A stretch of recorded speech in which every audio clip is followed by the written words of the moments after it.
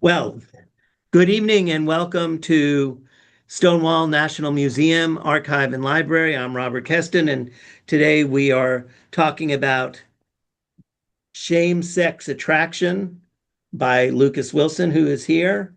Uh, Stonewall, as you may know, is the world's largest LGBTQ plus library. We are also one of the few nationally collecting archives, and we also have a museum so that we're able to display those collections and inform people about the extraordinary history and culture of the LGBTQ plus community. One reason today's conversation is so important is that recently the Supreme Court held hearings regarding um, the same stuff that's in this book, which is conversion therapy, which has been outlawed in a number of states, in a number of cities, in a number of localities. But now, on the idea of First Amendment issues, it is coming before the court. And healthcare and mental health, well being, probably are not the kinds of issues that should be discussed out of context as First Amendment rights. The book Shame, Sex, Attraction deals with the stories of individuals who, over the course of their lives, were coerced, fell into, entered because of how they felt about themselves, this world of conversion therapy. It didn't work out well. Lucas also tells his own story. And so, everybody, this is Lucas. You've seen the cover of the book. We're excited to discuss this topic because it is timely. And if the court should agree that freedom of speech includes people being able to do things that are unhealthy and unwise, then we have to find a way to work through the legislative branch of government to stop it. We all know that the legislative branch of government for the past decade, 2 decades, 4 decades has been dysfunctional. So our work is cut out for us, but the lives of future generations are on the line. So welcome, Lucas, for being here, and thank you for the book, uh, as it's called Survivor Stories of Conversion Therapy. The stories are brutal, and they do cover a range, although at the end of the book, you remind us that not everybody is covered, and that's because those stories are from people who self-selected to be included. And therefore, important groups of people are not there. Many people of color are not there, and other groups who experience conversion therapy in many different ways. It's not a one form of therapy. It can be through a religious institution, it can be through psychiatrists or psychologists or social workers or community groups. There's no limit to how people come at this and how parents and others push their children into it totally out of fear that their loved one will not be welcome in society, or that they're embarrassed by it, or any of the other possibilities that are hard to explain. So, how did you come about doing this? And your story is also in the book. So, it would be nice to see how those things dovetailed. Yeah, so I was born and raised in Toronto, Ontario, Canada. I was raised in a family where I always say at this point that my mom was haunted by her Baptist demons that she grew up with in her childhood home that she, brought with her into our home in Toronto. And my dad, on the other hand, was, sort of an agnostic, hippity dippity, vegetarian, music lover, wrote a book on Bob Dylan, sort of cool guy. But then there was my mom, and so with that sort of family dynamic, and I'm the youngest of five. There are I have three older brothers and an older sister. With that family dynamic, Jesus was sort of, haunting the backgrounds of my life, growing up. It wasn't that we were a Christian family. We certainly weren't. We went to church on and off when I was young, up until about maybe grade three. But after that, like every good Canadian family, we would just go to the cottage on the weekends and skip church. And so that's what we did. And, for a long time, there really was no church in my life. I wasn't, we weren't, even when we were going to church, going regularly. But by the time I got into just about into high school, my brother got really into the creation versus evolution debate and sort of sucked me into watching some DVDs with him back when DVDs were a thing. And he said, "Luke, you've got to watch, this creationist. He debates university professors and scientists and all this kind of stuff." And I thought, gee whiz, like no way, I don't want to watch that. Like that sounds horrible. But he convinced me, and eventually I started watching these DVDs. Well, fast forward to me watching these DVDs and then eventually saying, "Oh, I agree with this," and I think therefore, given the fact that my mom was a creationist, my dad was not. My dad was a man of science and I suppose of learning. But I think that because of where my mom was, that my brother and I sort of latched on to this idea that there was such thing as that creationism was a thing. And so I thought, well, if I believe that there is a God or an intelligent designer or a creator, I should probably go figure out who that is. And, in my young sort of adolescent brain, I thought, well, it must be the God from the church that we went to when we were kids. Really rigorous research that went into this. So I went back to that church, and throughout my entirety of high school, I was at this church, youth group on Wednesdays, church on Sunday mornings, church on Sunday evenings, youth events, youth retreats, all this kind of stuff. I kind of got sucked into the world of, high control conservative Christian, or high control Christian, or evangelicalism. And so because of that, I, was in a lot of ways somewhat of a religious zealot. I was out there proselytizing to my friends, telling, my friends about Jesus, telling my teachers about Jesus, telling my teachers that there was no such thing as evolution, that Jesus was, the Son of God, blah, blah, blah. And when it came time to choose, universities, or where I would go for college, I decided, okay, it's between two schools, University of Toronto, which is arguably Canada's best, and Liberty University. For those who don't know what Liberty University is, it's Jerry Falwell's school. And if you don't know who Jerry Falwell is, count your blessings. But if you do know who Jerry Falwell is, well, he was, of course, the father, or, one of the founders of the Moral Majority, arch conservative. Really, I think in a lot of ways, you can trace a direct line between Falwell up until today's current political situation, specifically, Trump. And so I I eventually made the decision that I was going to go to Liberty. And when I was making this decision, I was sort of thinking, okay, I made a little list or a checklist. I thought, okay, for 1 point for University of Toronto because it's close to home, 1 point for Liberty because it was actually cheaper to go there. So I was making this list, and one of the things that I made two checks for, which I only made two checks for one item on this list, and that was the fact that they had a person on campus who was tasked with working with queer students to change them and to make them straight. It was referred to as pastoral counseling or biblical counseling, which oftentimes conversion therapy does not identify itself as conversion therapy, and conversion practitioners use a lot of euphemistic language to mask the dirty work that they're doing. And so at Liberty, it was framed as pastoral counseling, biblical counseling. And so I thought to myself, in my young evangelical brain, that I, had to become straight or live a celibate life. And celibacy didn't sound like that much of a gift, despite what Paul says in, the New Testament. And so I thought to myself, well, gee whiz, I've got to become straight. And so this seems like a sure, fire plan that I'll go down to Liberty, and become straight. And so that really was in a lot of ways the deciding factor for why I chose Liberty. Again, I look back and I always say we make decisions. They aren't always necessarily good decisions. And so, down to Lynchburg, Virginia, I went. And so for 4 years, I was in the one-on-one conversion therapy program at Liberty. I was in the group conversion therapy program only once, and that's actually the story that I write about in Shame, Sex, Attraction.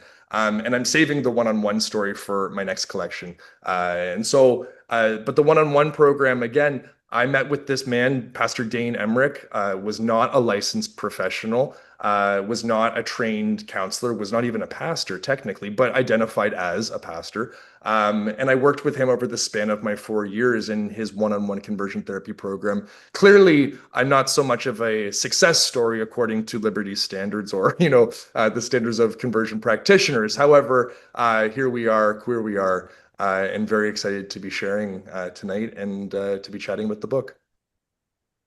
So, how did the stories and the people who submitted them get selected? How did they hear that you were doing this? Because they're from various parts of the world and certainly different parts of the country. So I don't imagine that you knew everybody at the start. So how did it come together? Yeah, so I'll rewind and then I'll actually address the question, I promise.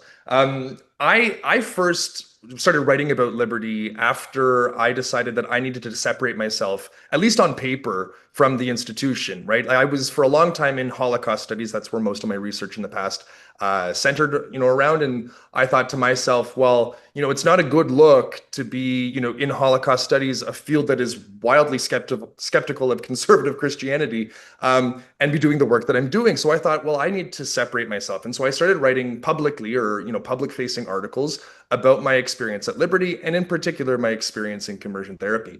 And so these stories started to snowball. One opportunity led to another, which led to, a podcast interview, to a news, interview, blah, blah, blah. And as I was writing, as I was speaking about my time at Liberty and my time in conversion therapy there, a number of survivors started reaching out. A number of folks from Liberty started reaching out. A number of folks from a number of Christian, institutions, whether they be academic or ecclesial, from across the U.S. and then, ultimately the world, started reaching out.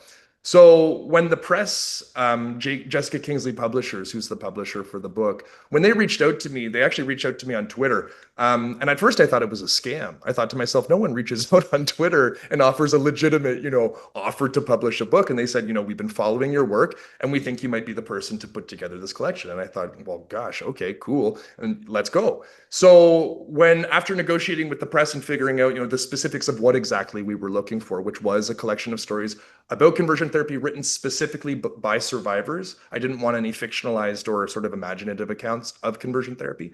I went, out and I started, reaching out to my networks. And so because of the folks who I had met along the way, some of them submitted their stories, some of them just reposted my, call for submissions on their social media. And at this point, I had made friends with Garrett Conley, who's the author of Boy Erased, upon which the film Boy Erased is, set. And, he put out a call on his social media. And so all of this sort of worked together where I did receive more submissions than ultimately I actually, accepted. But I worked with authors over the span of about a year to, workshop and edit and make sure that their pieces were as publishable as possible. We didn't change the content. We just changed the form to make sure that these were, stories that could ultimately, again, end up in a book. And so worked with different authors. And then at the end, decided upon 17 stories. Mine is one of those stories. Like you said, it's the last story in the collection. But the other stories worked with 16 authors, plus Garrett Conley, who wrote the foreword to the book. And that's how the book came together, and that's how the stories were chosen. What were the determinant? Well, let's go back. The book is timely. Have you been in touch with any of these people about what's going on in the United States now? Yeah, so I should also say that my research focus has switched. I now more so focus on white Christian nationalism. So I look at evangelicals, Pentecostals, white Christian fundamentalists, high control Christian religious traditions. And so with that, of course, watching what's happening on the news is unfortunately completely relevant to the research I'm currently doing, as well as, of course, what the book's about, which is conversion therapy specifically in the U.S. But like you said, there were stories from other countries, including Canada and Australia. And so as we've been watching the news, and again, unfortunately, white Christian nationalists give us a lot to talk about, a lot to write about, a lot to think about, a lot to deal with. I've been, following along with survivors and a number of survivors from the collection specifically. And so, hearing their stories and, for me being outside of the country, it's obviously a privileged position to be. But for those within the country, right, and for those who, have to sort of deal with this because they know that the consequences are far-reaching, or will be far-reaching, most likely the Supreme Court, the way that it's stacked, is not going to favor or, rule in favor of survivors or victims of conversion practices. Instead, this is going to have, again, far-reaching implications. Just hearing and talking with, a number of my friends who are survivors in the country, there's obviously a lot of, fear. There's obviously a lot of anxiety. And I think this, of course, goes beyond, the Supreme Court case and goes, it can be applied or extends to, queer communities writ large and trans communities, of course, as well, across the country. And so, yeah, it's not a fun situation to look on. And of course, I can only imagine that it's even less fun to, of course, be implicated and to be in the country. And that's, of course, a wild understatement to make. So, in your research, in your studies, the impact of Christian nationalists, white supremacists, etc., where do you think their greatest power is in influencing the decisions of the government and the courts? We know where they come from in terms of how they arrived at their beliefs, but why do you think that they are as effective as they are? And based on the studies that you do, not that it's the only way or what have you, but what are the ways that you think we as a community can fight back intelligently to counteract their influence? Mhm. I mean, if I'm thinking about what motivates these folks, I mean, so much of what motivates white Christian nationalists is fear. And that's a fear of the other, right? It's a fear of difference. It's also very much a fear of hell specifically, right? That these folks are motivated by the desire to avoid, eternal damnation. And this for them is very much real in their theological imagination, of course, emphasis on imagination. But I think that this fear of hell is, again, a huge motivating factor, which is why they act oftentimes very much irrationally. And it's difficult, right, to talk with folks who operate, without, reason or, void of rationality. And I still remember when I was in grad school, my supervisor, Alan Berger, and it's actually not too far from where you are. It was in Boca Raton. I was talking with my supervisor, and he and I were chatting, and I was in a class on interfaith dialogue. Actually, it was interfaith trialogue, so it was between Jews, Christians, and Muslims. And we were talking throughout the semester and we kept going on about, Christians, mainline denominations, mainline denomination Christians, Catholics as well, and talking about Jews and talking about Muslims. And I thought to myself, we're not talking about evangelicals. Why are we not talking about evangelicals? So finally, one day after class, I went to him and I said, "Hey, Dr. Berger, I think we're missing a huge group. And of course, statistically, it is a significant population, specifically in the US. I said, we aren't talking about evangelicals. Why not? And he said, Luke, there is no dialogue with these folks. And I remember thinking to myself, no, that's impossible. We can't not engage these folks. We can't not have conversations. And he said, well, have fun with that. Try it. And I thought to myself, well, you know what, Gee was, I will try it and I'm going to do my best. And what I found is that increasingly that what he said is absolutely accurate. And it's by far the most frustrating response I think I could have received from him, but I think it's also, unfortunately, the most accurate response. There really isn't oftentimes a lot of dialogue that's ever possible with folks who, again, are within this religious system, within this cosmos that precludes conversation, because to even entertain the possibility of someone being right who's not, within the camp, this is considered heresy. And so it's really, really difficult, right, to ultimately reach folks who live under a different, in a different sphere of existence, under a different sacred canopy. If we're borrowing, the term from sociology of religion. And I think that for them, what is considered real, what is considered true, and what is considered good is quite different. And oftentimes it's an upside down world where what we, would say is good, what we say is right, is considered wrong and bad within this cosmology. And so it is incredibly difficult to reach folks. I do think that there is a possibility of change. And I think that what we're noticing right now, and the trend actually, is that women specifically, and these are both straight and queer, but if we're talking specifically about straight women, these are the folks who are coming out of this religious system in droves. And I think that if we want to reach folks within the system, I think we need to reach the folks who are different, who don't fit the definitional mold of white Christian nationalism. And that is people of color, that is women, that is queers, that is gender, minorities. And I think that if we are to reach people who are different, for them, again, they don't fit the definitional mold of what it means to be a white Christian nationalist. I didn't fit what it meant to be an evangelical. Why? Because I was queer. And that amount of difference was a wedge in that binary understanding of the world that these folks, that's how their world is sort of operating on. So just curiosity, where's your brother now? Thank goodness he's fine in Toronto. And you know what? He was wiser than I. He made the decision not to enter the church. He said, "Well, I think that there's a God. I'm just going to stick to that." And that's sort of, the story he went with. He didn't try to figure out who this God was in, explicit terms. So again, made a better decision than I did. So now also, you went to Liberty, Jerry Falwell, uh, who could have still been alive when you were there, maybe, or He his son died the was year in before I charge. got there. He died the year before So I his got there, son but was I in did charge. unfortunately meet him. Yeah. Uh, Now, I know that Falwell said he believed all these things, but he was very engaged in the political world, and power was a big motivator for him, as it was for his son. How many of those people in your studies have you felt were genuine in their beliefs or used their beliefs to pull people in to develop a power base from which they could operate?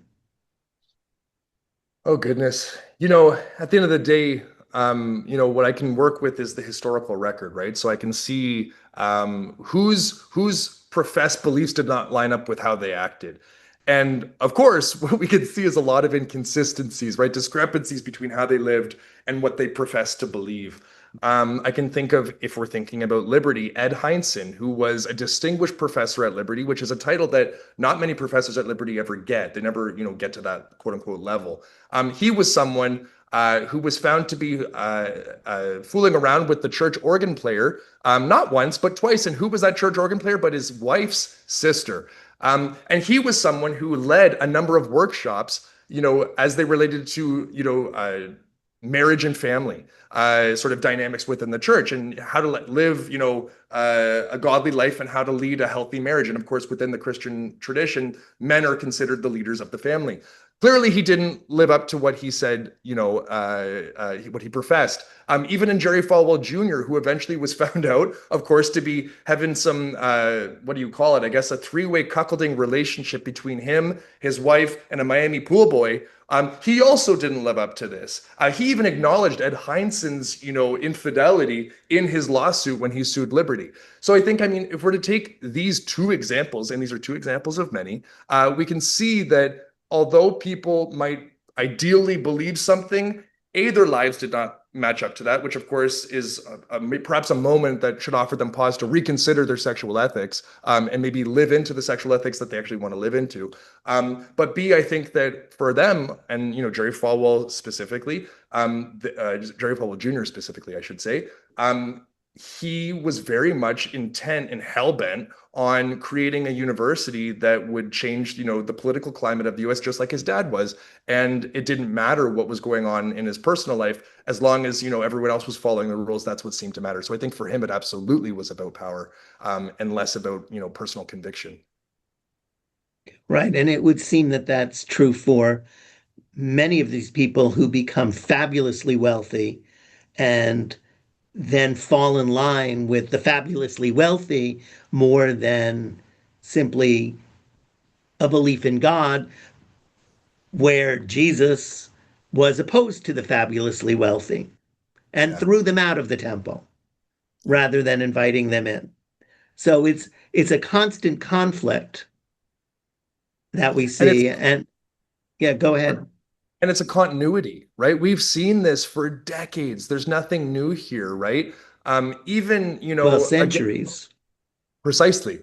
But I'm thinking, if we're talking about the new Christian right, so white Christian nationalism, right Christian nationalists, white. Oh my God, let's try that one again. White Christian nationalists, right? This is around a 50-year history. Of course, what you're pointing to is that this goes well beyond that. But if we're talking about this specific sort of religious movement, this is a modern invention. Although they might make it seem as if it's been around since time immemorial.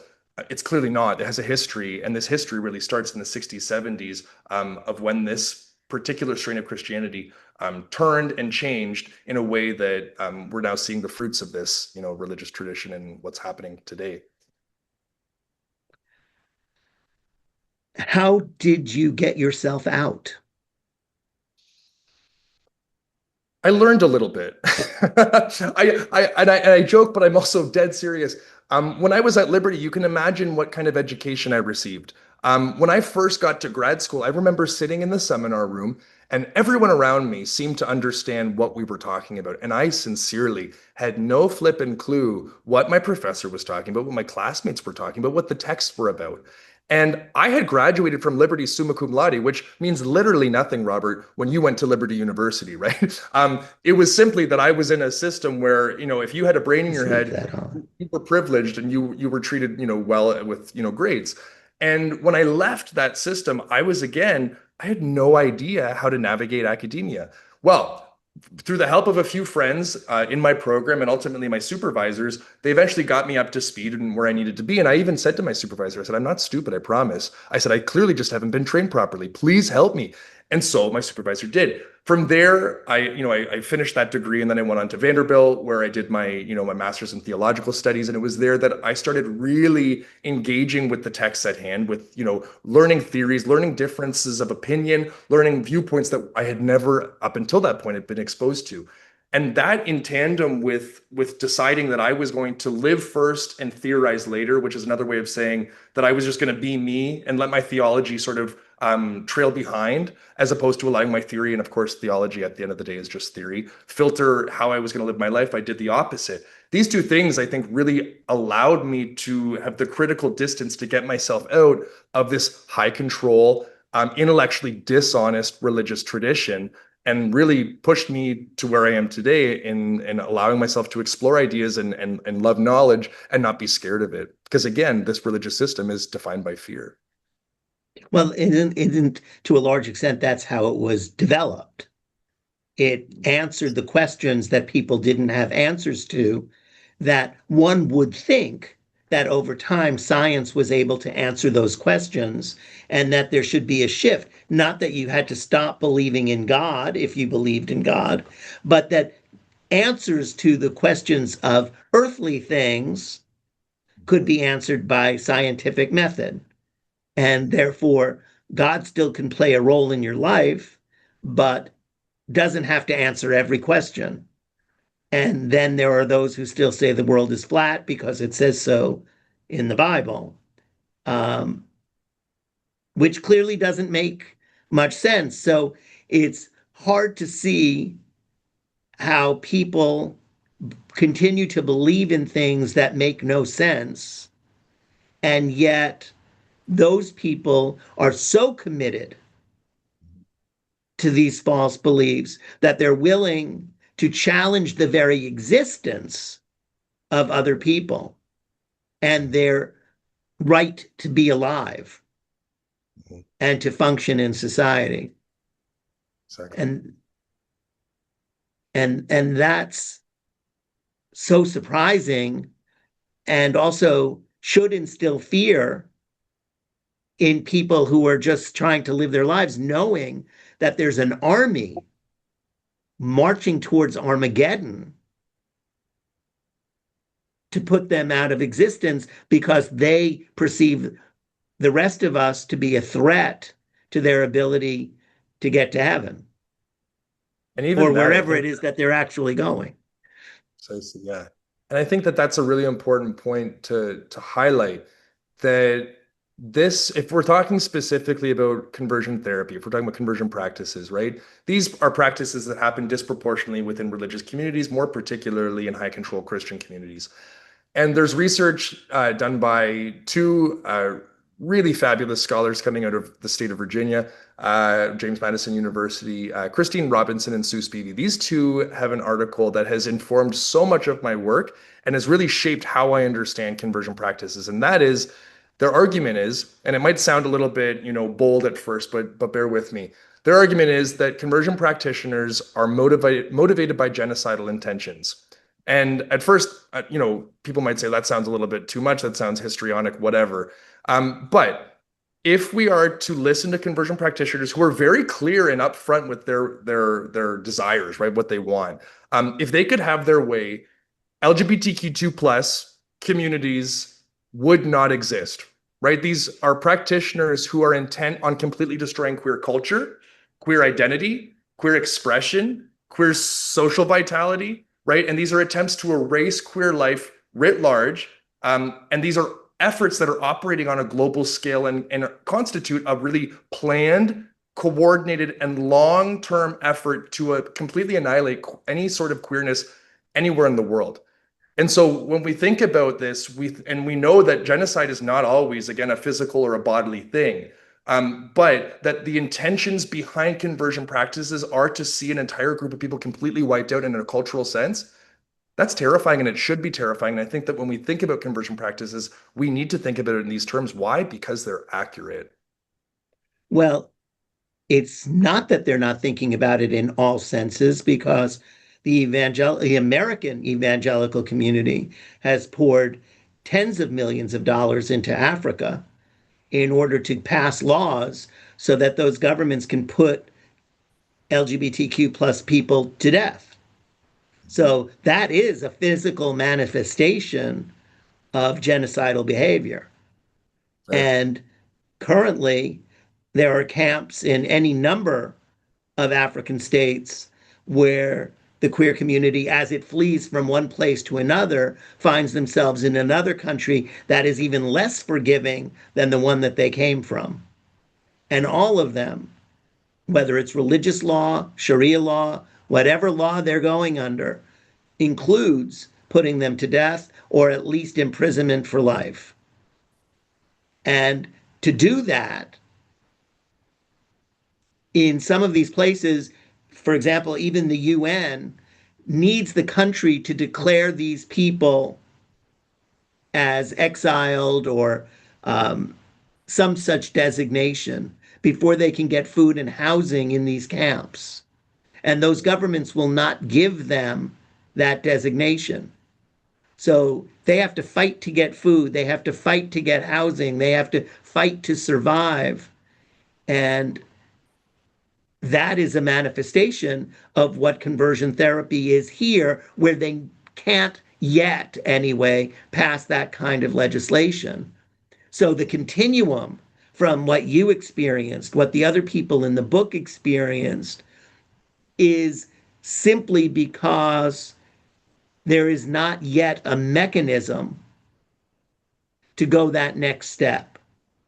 That this is breaking the law of God, and therefore these people should not exist. Whereas in other countries, because of the influx of American money, those laws are able to be realized. Mm-hmm. So And, I'm and not, pardon me. yeah, go ahead, please. No, and you're absolutely right. And on top of that, there are pastors already in the U.S. Who are calling for the death of queer folks, right? Of queer and trans There are communities. legislators that are doing that. Yep. And it all should be terrifying. And that is why I think that it is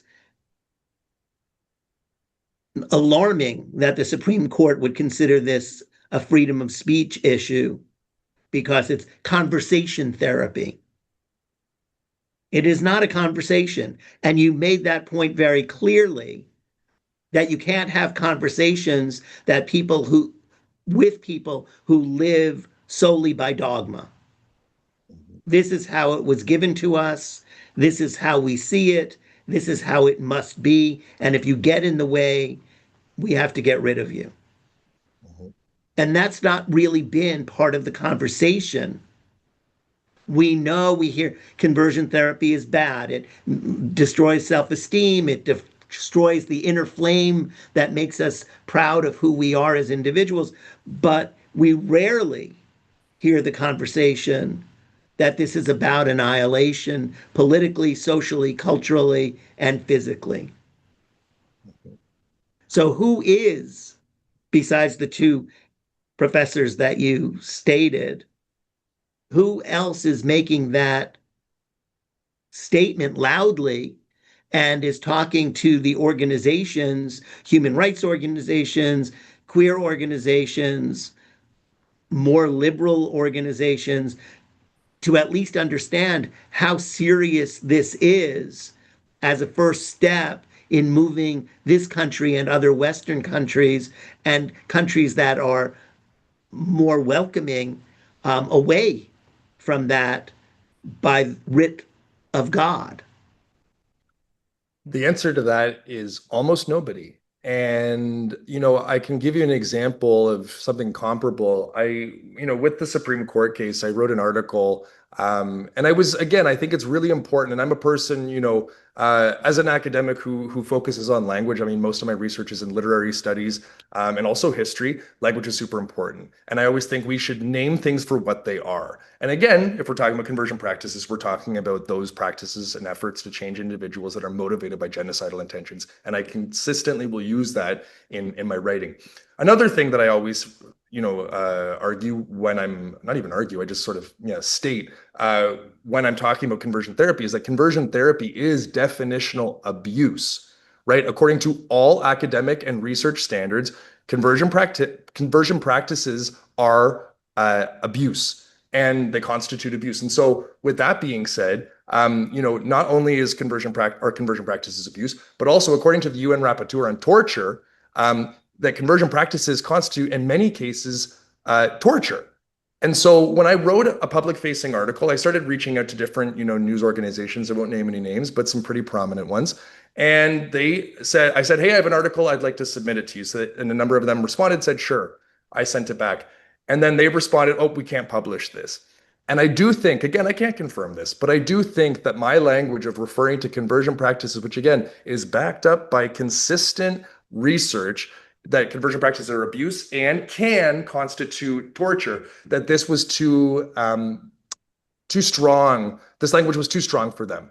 And again, I think that so many folks shy away from this language simply because they think, oh, we don't want to overstate our case. But like we're talking right now, we're not overstating our case. We're naming, practices and efforts to change people, to erase people, to annihilate, people as queer people. This is language that's appropriate. This is language that is aptly describing the situation. And according to, a number of folks, to simply describe a situation is a radical act. And for these folks, it seems that it's too radical to simply name conversion practices for what they are and the motivations behind them. And so the problem is that a lot of people are not naming it for what it is and instead are using a lot of sort of, what's the word? I guess in some senses euphemistic language, but beating around the bush so as not to offend or to step on any toes, when in fact that language that they're using simply isn't accurate. That is alarming. One story, I mean, there were many stories in the book, but there's the one about a young man who went to school and he was all excited about going there because, or to a, I guess it was at a school where I can't remember what the name of the person in charge, what his name was. He was like a god. God's general.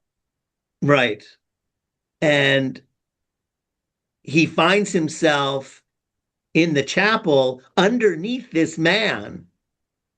And he's saying, I can't breathe, which is so reminiscent of something else that happened in the United States not that many years ago with Floyd.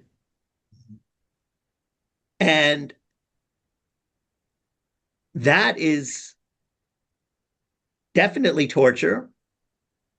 That is putting the fear of man on people that are looking for help because they are so concerned about who they are and not fitting into their society. But your book is loaded with those stories. But his story just stuck with me because it was such a physical interaction where he had no control, Mhm. where he was terrorized. Mhm. And he was able to write about it, and I'm hoping that he's doing okay. But what a scary world that is. And it's one that's often supported by the parents and supported by the community. And I'm certain that many times there seems to be no way out. Yeah. Yeah. And And I mean, suicide is not something that the people running these places is necessarily opposed to. mhm, exactly. Yeah, I mean, like in that story specifically, we're talking about a suffocating experience, right? And we're talking in a physical sense, but obviously that speaks, more metaphorically to the situation writ large and what it is like to be in these communities where one simply cannot breathe.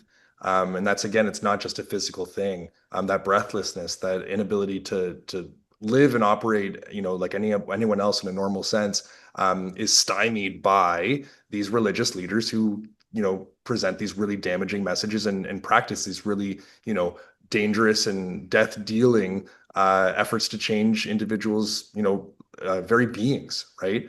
Constitutive parts of who they are. And so, the stories included in the collection, right? There's a variety we can think of, there's a story in an Orthodox Jewish community. There's a story in a secular family. There's a story in what the author describes as a Chinese cult. But the vast majority of the stories that we do read are Well, coming that one from, was pretty scary also when the parents themselves are talking about taking layers of skin off their son piece by piece until there's nothing left. That's as creepy as it gets.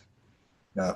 And these are control tactics, right? These are efforts to control people's minds so as to control their bodies and to control simply who they are. But like, like I was saying, all of the majority of these stories are really coming from high control Christian contexts. And of course, what we see in the US right now is that the main culprits of so much of what we're, discussing tonight is coming from these churches, is coming from these universities, coming from these institutions that have long histories of discrimination, of prejudice, and of hatred that manifests in very real, tactile, practical ways that have, again, what's the word? Completely affected, large communities, particularly queer and trans communities. And so I think that the collection, again, is giving voice to not just those within conversion therapy and conversion practitioners, but also to the wider, white Christian nationalist effort to create a state that is completely subservient, not to God, but to them. Right. And that's where I think that the confluence of the quest for power brings all of these things together. An extreme nationalist or a Christian nationalist can find an awful lot in common or enough in common to bond against those who are different from them. And whether you're from a minority community or a marginalized community or a subservient community, you are always at risk of being targeted and used as a scapegoat because the more scapegoats we have, the easier it is for us to coalesce because the enemy is so close and must be defeated. And I guess the one thing that always crosses my mind is that if you truly believe in God, and if you truly believe that God could create the earth and everything in it in 6 days and on the seventh day rested, why would you think for 1 second that God needs your help to right the wrongs of the planet? This is a mighty God that created everything in 6 days. Mhm. And somehow you think that you're so important and so vital to this God's survival that he, she, it needs your help. I mean, that's the part that I guess is so dumbfounding to me is that how can you think that God is so weak on one side that they need, that this figure needs your help, and on the other side can do everything. Mhm. How does that get explained when you're at Liberty University? I mean, I think about it, it speaks really, I mean, and then I'll say what I think it speaks to, and then I'll talk about, what Liberty says. It speaks to a profound insecurity on a lot of these people's parts, right? That God needs you, that you feel as if you are, an arbiter of God's justice. You're one out there doing, acting on behalf of God. It makes you feel important. It makes you feel like there's cosmic significance to everything. And within this religious tradition, everything matters. The stakes are high. The anxiety is high, therefore, too. And I remember when I eventually gave up my faith, I'm no longer a person of faith. I remember feeling such relief that not everything mattered, that not every moment was a moment where I needed to go out and change the world for Jesus. But I think for these folks, everything is supercharged and overcharged with meaning, and that everything ultimately, should be used for God's glory. And if you miss any opportunity, well, there goes a soul, that ultimately you could have helped save.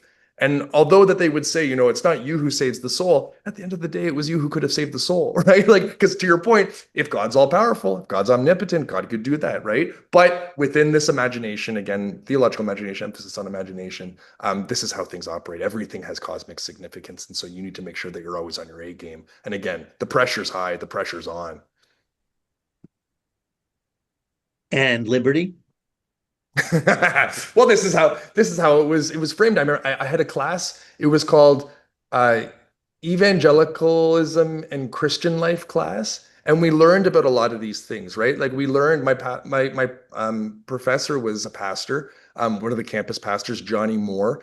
And we had trainings on how to share the gospel, and again, why you needed to be sharing the gospel. And of course, we were taught, and we were taught for a long time, even before Liberty, that if it wasn't if we don't do our job, then how is God potentially going to act in the world? And again, it's always this double speak I find within evangelicalism. Out of one breath, they're saying God's all powerful, and out of the other breath, it's saying, well, God needs you. It's like, so what is it, right? But again, we're not looking for an intellectual consistency within this religious tradition. But I digress. And so we were taught methods, we were taught tactics on how to do this. We would go up to people, or we were told to go up to people and say, hey, have you ever told a lie? And the person would say, well, of course I've told a lie. You'd say, what does that make you? Well, it makes me, I guess, a liar. Okay. Have you ever had hatred in your heart? Yeah, I've had hatred in my heart. I've hated people. Well, according to Jesus, anyone who has hatred in their heart is a murderer. So what does that make you? A murderer. So you're a lying murderer, and then you just kind of go through the list of sins, right? And this is how you were supposed to approach people. And this was, Kirk Cameron, if you remember Kirk Cameron. And then, also I forget the pastor's name. It was these two that sort of teamed up. It was called the Way of the Master. These two would go out into the streets and do this. And we were told you should do this too. And you had to go, and preach or convert or at least share the gospel with someone you knew and then write a report about it. So these were legitimately, lessons we were learning that we had to put into practice so as to complete our assignments. Or I guess we could have lied, but at the time I was terrified of lying. So I was like, I can't do that. So this is what you do, right? So this is really, it was a training. It was, an academic, quote unquote, because we received academic credit for this, which is bonkers that, at the school's ever been accredited. But this is what we were told to do. And this is how we were trained in part. It's such an indoctrination. Uh, and out of the 16 stories in the book, are all of these people doing well? You know what? And who am I to, I don't want to, speak for anyone else, but I will speak for everyone else in the collection. I think so. I do think so. And I think that from, by virtue of them writing their stories and working with me on their stories, they're bare minimum in a significantly better place than where they were when, when where they were once upon a time and where their stories sort of give voice to. So again, I don't know necessarily if everyone's sort of like, absolutely like killing it and thriving in every sense. But I do think in many senses, and I've talked to a number of people and I've, Zoomed with a number of people and I've, caught up with people and sort of keep up with people on social media. And from, these appearances from bare minimum, I think people are doing really well. And again, they were able to write their stories, which of course takes a lot of emotional labor to do when we're talking about things that are so sensitive and in some cases, in many cases, traumatic. That they were able to actually articulate themselves with a lot of grace and poise. And so I think yes, that these folks are in a significantly better place. And I would put money on that. Again, I don't want to speak for anyone, but I'm a man who doesn't bet, but I would bet on this. So 16 is obviously a very small number when looking at the number of people who have gone through conversion therapy or are in conversion therapy now under some other name. Not everybody survives. There are suicides. The federal government has cut funding to for anti-suicide, well, for suicide prevention in the LGBTQ community. That was one of the first things they did when they came into office. That has to make things even more difficult because people who are looking, people who are searching, if it's too hard to find someplace, you go the easier way. Not that suicide is necessarily easy, but it is a last resort. Mhm. And having your minister lay on you in front of everybody in the school, that's got to be an awful difficult thing to overcome. Knowing that your parents are ready to get a tool that's used by a butcher to take your skin off until there's nothing left has got to be horrifying. And although in his story, he lets you know that he's got out of there. Uh, but the determination to leave everything you know is amazing. So some of these individuals, including yourself, are surprisingly strong. And the desire to survive and flourish in this world is an awfully powerful tool. And using that, galvanizing that as a way to stop what is coming, potentially coming from the Supreme Court, becomes so much more important when you have a conversation and you realize that what they're doing here is a prelude because we see what they're doing in other parts of the world. We see what the motivation is. It's not to convert, it's not to change people through therapy. It's ultimately utilizing this experiment in conversion therapy to convince people that there is no hope for these people and we have to get rid of them. They say they can't change. They say this is how God made them. We know that that's not true. So they're going to destroy our society. Not so dissimilar to what the Germans said about Jews and gays leading up to the Second World War. Not so different as to what goes on with Uyghurs in China or the Rohingya in what used to be Burma.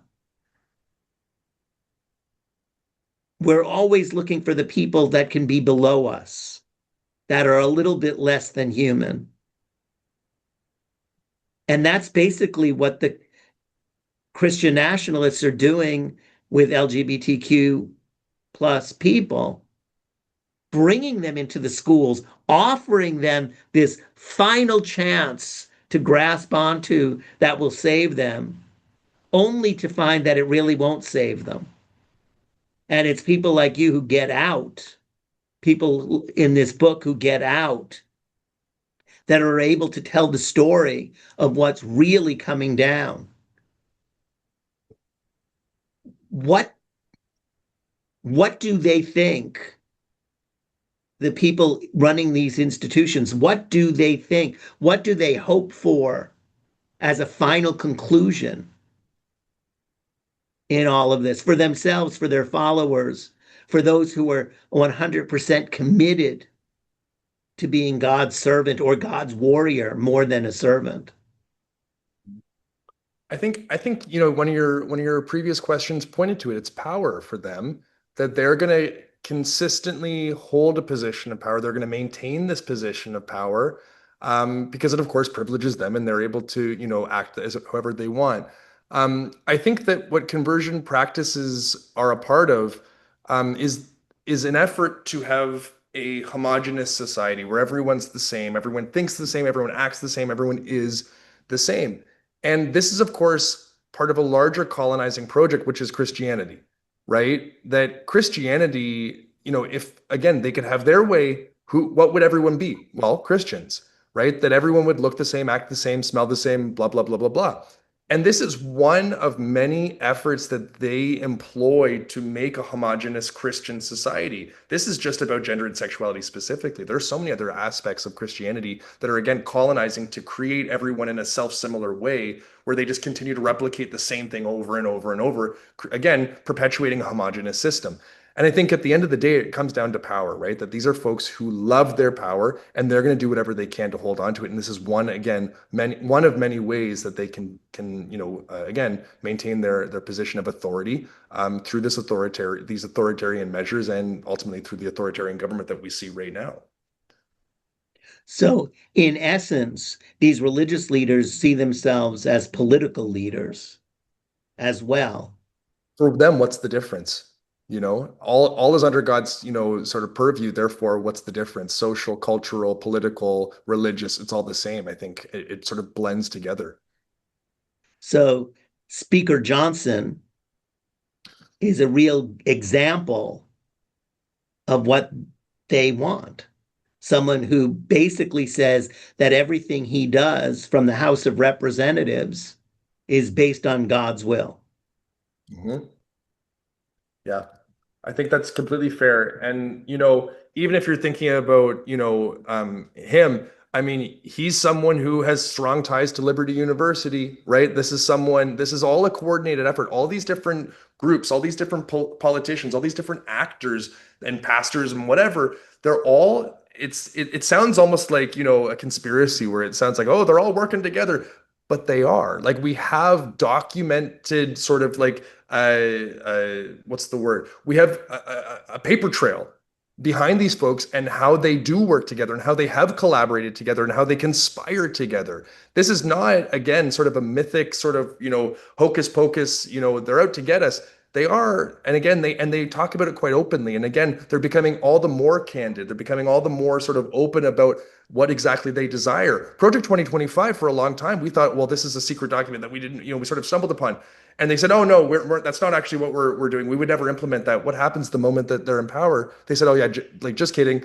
We absolutely are going to use this as a blueprint to dismantle democracy." They're becoming more bold, or they're becoming bolder, should I say? They're becoming more, again, honest as time goes on. And again, it should terrify us. This is not something that again, activists and academics are sort of joking about or sort of like ringing the alarm bell just for the sake of to hear their own voice. No, this is something that we sincerely see, and we have documentation to back up our claims that they are doing their best to work against the vitality of queer communities and trans communities across the US, and that's just the beginning. Well, and ethnic minorities as well. Exactly. Exactly.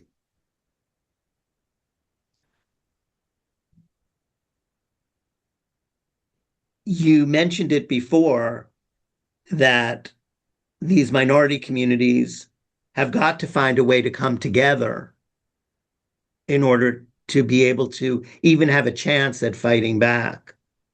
What, from your research, from your life experience, do you believe could be as much a unifying force for these very diverse communities so that they can come together and put aside many, many significant differences in order to challenge a very clear and present danger? This might sound a little touchy-feely or, sentimental, but I do think conversation is, you know, the only way forward. I think about again what my PhD supervisor had said to me, years ago. and how he said, for some, there are limits to conversation. There are limits in sort of the frame of reference that people have, and some people simply cannot. However, I do think that when you were talking about minoritized communities, these are folks who know what it's like to be on the margins. They have that sort of a much greater capacity for empathy. And I think to myself, I've heard the phrase used so many times, or at least variations thereof, that it's not my responsibility to teach this group over here or this group over here, X, Y, and Z. I think that, Robert, is the silliest, most ignorant statement that anyone can make, that it's not my responsibility. I think to myself, if it's not my responsibility to teach people about queer and trans communities, again, the two communities I know better than most, whose responsibility is it? Right? That to say, oh, well, you should just go Google that. You should just go look that up. It's not my responsibility. I don't have that sort of like, again, that's not my burden to shoulder to teach you. It absolutely is. It absolutely is our responsibility to engage folks in conversation, particularly and obviously good faith actors. But to say, oh, you should go learn that somewhere else, go figure it out for yourself, I think that is such a myopic and silly way of being that needs to be changed and needs to be changed quickly. That's a very strong statement considering who which groups normally do say that because of exhaustion or 400 years of having to explain it. But I don't disagree. I think that all of us need to be teachers or informers, not informers on people, but informers to bring people information because it doesn't come any other way. And the only people who can make those stories known are the people who have lived those stories. Yeah, I think about my own, friends and family. Well, not family. I don't really have any queer family, do I? I have a number of friends. I'm sure you do, even if you don't know it. Yeah, touche, Robert. But I think about my friends, my queer friends, who consistently say it's not my job to teach these folks. It's not my job to teach these folks. And I think to myself, come on. Again, whose job is it? For me, I find that exhausting. And again, I'm not saying that having conversations is not exhausting. There's a lot of emotional and psychological and like affective labor that goes into this, no doubt. That's not my point to take away from that or to subtract from that. However, I do think it is everyone's job to, again, help other people understand each other, particularly your own community. And for me, I've never been comfortable with saying it's someone else's job. And maybe that's the teacher, and maybe that's, how I've been trained. I don't know. Or maybe that's just the former evangelical who always is down to clown and, chat with everyone. I don't know. But I do know that for me, and I feel comfortable making that ethical claim, and it is an ethical claim that everyone should be willing to have a conversation. Again, if we're talking about good faith actors, everyone should be willing to have a conversation. If not, well, we're in a lot more trouble than we, would be if we just had the conversation.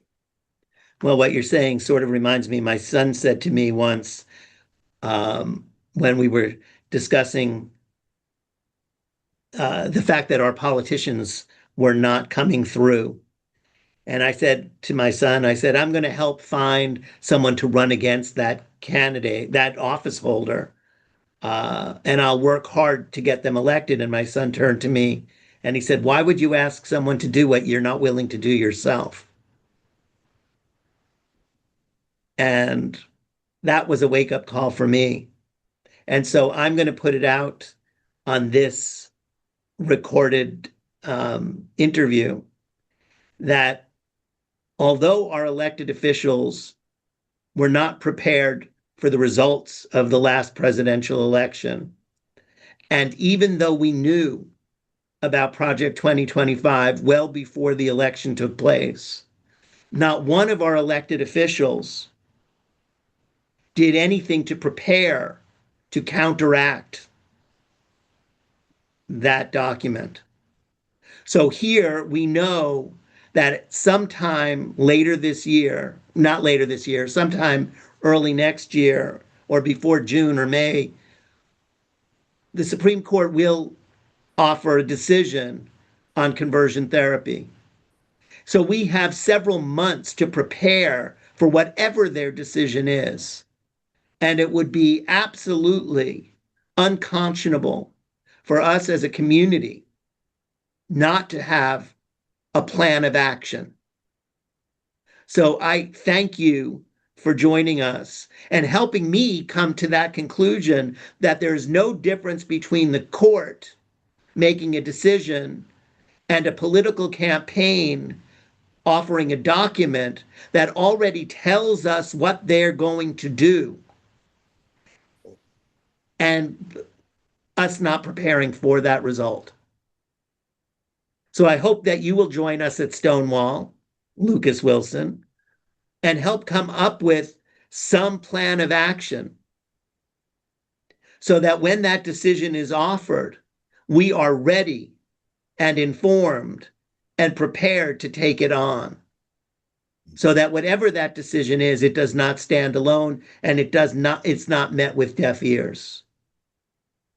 So on behalf of Stonewall National Museum, Archive and Library, thank you very much for participating today. Thank you very much for the book. The stories are extraordinarily powerful. Please, everybody who is hearing this or will hear it once it goes online, please pay attention to what we're doing. Pay attention to the work that Lucas is turning out. And remember, we're only as successful as we as individuals and collectively are. We're no more or less than what we do. And this is not a time for being quiet.